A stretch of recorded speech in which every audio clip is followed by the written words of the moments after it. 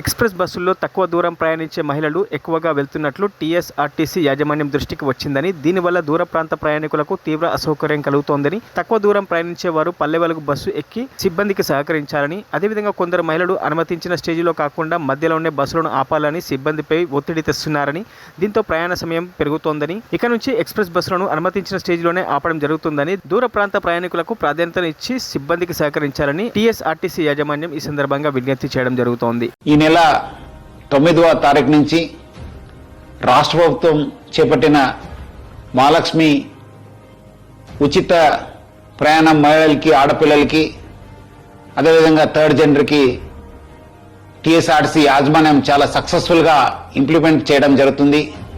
చాలా చోట్ల అనూహ్య స్పందన వచ్చింది. రికార్డ్ స్థాయిలో ప్రయాణికులు మా బస్సులో ప్రయాణం చేయడం జరుగుతుంది.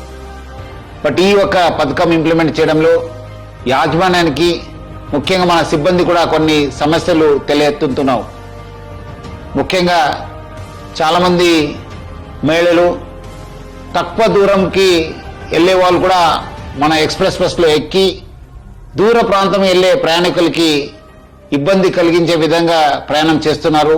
వాళ్ళందరూ కూడా నా తరఫు నుంచి, యాజమాన్య తరఫు నుంచి కోరుతున్నాను, మీరు తక్కువ దూరంలో వెళ్లే వాళ్ళైతే వెలుగు బస్సులో ప్రయాణించాలని చెప్పి నేను మరీ కోరుతున్నాను. అదేవిధంగా కొంతమంది మహిళలు స్టేజ్ కాకుండా మధ్యలో, రోడ్ మధ్యలో ఆపడము, లేదంటే ఎక్కడ కావాలో అక్కడ ఆపండి అని చెప్పి అడుగుతున్నారు. దీనివల్ల కూడా చాలా దూర ప్రాంతంలో వెళ్లే వాళ్ళు కూడా చాలా ఇబ్బంది కలుగుతుంది. స్టేజ్ దగ్గర మాత్రమే మా బస్సు ఆగడం జరుగుతుంది.